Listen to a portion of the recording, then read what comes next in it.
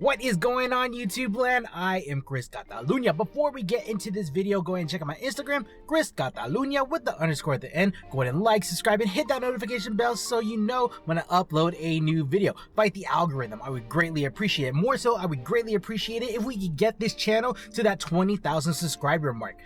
Let's get into it.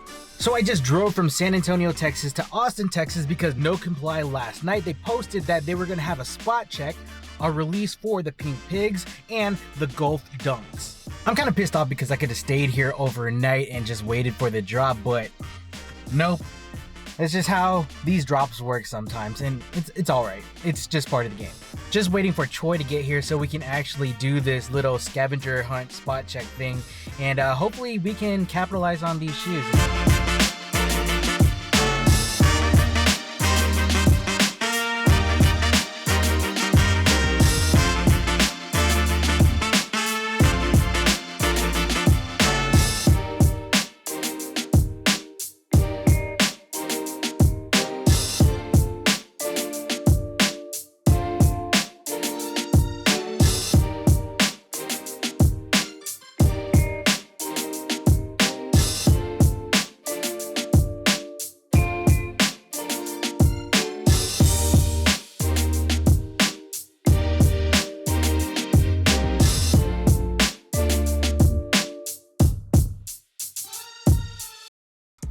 Alright, so in hand I have the Golf Dunks. Now the Golf Dunks, the colorway was inspired by Gulf Oil, which was an oil company based in Beaumont, Texas, founded in 1901. Beaumont is east of Houston, Texas. They're in the oil business, and Gulf is derived from the Gulf of Mexico because of its proximity. Gulf Oil wanted to grow their business as well as expand their footprint, and with the advent of the television set, they found a lot more opportunities to sponsor events, such as NBC's coverage of the space program, the Apollo 11 landing, Walt Disney's Wonderful World of Color, among many other programs. However, Gulf Oil found the most notoriety and retention from their marketing campaigns in racing by sponsoring the John Wyer automotive team in the 1960s and early 1970s with that signature light blue and that orange going on. And these colors were donned on the Mirage M1, the Ford GT40, the Porsche 917. In pop culture, a Gulf Porsche 917K was used in the 1971 film Le Mans, in which Stephen McQueen won one of the races, thus catapulting the Gulf Oil racing color scheme and the car itself into the mainstream. Everyone knew it. Le Mans. The essence is speed. The objective is winning. And the danger is dying.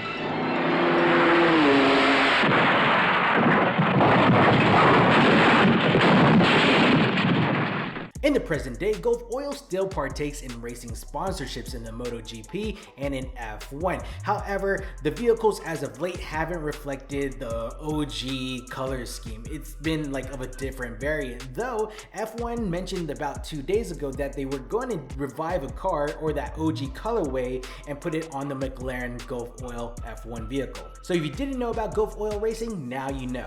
I really love this color scheme, it's classic, but now I want to know why the designer, what was his affinity towards Gulf Oil and why he wanted to put it on this shoe. Also, I'm kind of wondering how Nike or Nike SB can get away with these unofficial colorways, like this is Gulf Oil, they've done the VX1000, which was a Sony thing, they got away with the Doraemon Dunks. How are none of these companies suing Nike? And how does that make it fair for Nike to go out and sue Lil Nas X and Mischief on the Satan shoes, which were pretty cool? Despite the fact that they were Satan shoes, they still look pretty dope. And they were bespoke. They weren't even real Nikes. How can Nike go out to sue people if they're doing the same shit? And I did find it refreshing that USPS chased after Nike for that male Air Force One shoe. The Golf Dunks had an intended release date of early March, but a lot of European skate shops got them earlier than that. Here in stateside, we got them late March, early April. Now, I was lucky enough to have picked this up at No Comply in Austin, Texas, in which they were hosting a scavenger hunt on their Instagram page. They posted a local skate spot. If you knew where that skate spot was, you drove there that instant, picked up a ticket from them, and then went to the shop, and you had the choice of either picking the Golf Dunk or the Pink Pigs. Evidently, I went with this. These drones retailed at the price point of $100 USD, add your tax and your VAT just based on where you reside. They were a purple box release, a GR release, or general release, but that really doesn't mean anything in the world of SB Dunks. SB Dunks are just super hard to come by. Looking at the resale market, looking at StockX, looking at GOAT, looking at SneakerCon, these Golf Dunks are going anywhere between $280 and $400 USD, depending on the size that you need, and I only can envision the price going up from there. Now this should be a pretty quick review as the upper is really comprised of one main material, a hairy suede material done up in this light blue color all the way around, from the mud guard, the lacing strap, the heel cup, the collar, the heel tab. Yeah, it's pretty much that hairy suede going on, and it looks pretty cool, it's pretty vibrant, and definitely complements the car. What's probably my favorite portion about this shoe is this outlined Nike swoosh that runs from the lateral to the medial side of the shoe. It is double layered, so you have that black leather on the bottom and then that white smooth leather on the top. At the heel issue, in order to pay homage to Golf Racing's heritage, we have the racing number format right here, a white circle with black numbers embroidered onto this shoe. It says number 58 because Nike has a skate group called Club 58. It's like a group of exclusive skaters, and because 58 looks like the letters SB, skateboarding. At the back heel tab, we have that hairy suede with the black Nike embroidery going across. Now you know me, I'm a happy camper whenever I get more than one set of laces within the shoe box. We get 3 in this case, the default going to be the black color in an oval shape, and then we have the orange and white over here. Behind those sets of laces is the padded fat tongue. On the front side we have the blue meshing going on the reverse side is a cotton white material. The woven label atop the tongue is done up in the same blue format with the racing number 58, again for Club 58 or SB. The inside lining attains baby blue meshing that is heavily padded on the lateral, the medial, and at the heel of the shoe.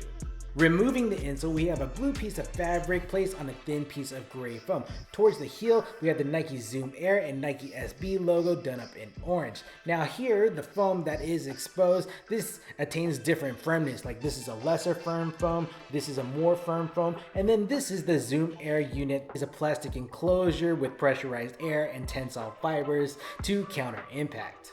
This white portion along the baseline of the shoe is known as the midsole, which is composed of rubber and EVA foam. I like this particular midsole because usually on Dunks they're stitched up in white, but this attains a black stitching going across. It's pretty cool. The outsole is done up in this bright orange color, and it's usually composed of the same material, that rubber and EVA foam, for durability, flexibility, and traction.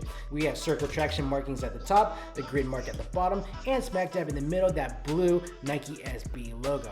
When it comes to sizing, normally I'm rocking a size 8.5 or a 9 US, 8.5 being my true to size. It leaves me a little space from the top of the toe to the top of the toe box area. If you don't know your size in SB Dunks, I suggest that you go to a store, try on a Jordan 1 low or high or whatever. Dunks and Jordans, they're built on the same last, the same frame, so you'll get an idea of what size you should be pulling the trigger on. In terms of comfortability, I think your SB Dunks are a lot more comfortable than your standard Nike Dunks or your Jordan 1s. Those just seem pretty flat with no cushioning. At least the Zoom Air unit that is provided in SB Dunks, it gives you some of that impact resistance. And if you don't even like the insole that is supplied with the shoe, you can always pull it out and put your own orthotics if you need supination support, neutral support, overpronation support, whatever. Overall, I think this concept of Nike SB paying homage to Gulf Oil Racing, it's a pretty cool shoe when you have it in hand. I definitely love the colorway. It is a pretty vibrant shoe. I love the outlines or the double laying of the Nike swoosh. I love the 58 and how that's Club 58 referring to Nike skate team or SB. It just looks cool, and I'm really glad that these came out, especially with McLaren and Gulf Oil Racing announcing that they're gonna go back into F1 and do the traditional color scheme. That's just awesome to me. Still, I will be forever confused on how Nike can evade these lawsuits in these particular colorways of Gulf Oil, Doraemon, Sony, Hennessy. Like, that's just mind-blowing to me. I don't think they should be getting away with it, but I'm also not mad at these shoes. They're fucking clean, guys. Alright guys, I think this is a good stopping point for this video. What do you think about the Nike SB Dunks, the Golf colorway? Is this a good pickup, a bad pickup? Should I have gone for the pink pigs? Honestly, they look like shit in person. Let me know your thoughts down in the comments below. Go ahead and check out my Instagram, Chris.Talunya with the _ at the end. Go ahead and like, subscribe, and hit that notification bell so you know when I upload a new video. Fight the algorithm. And guys, let's get this channel to the 20,000 subscriber mark. I would greatly appreciate it.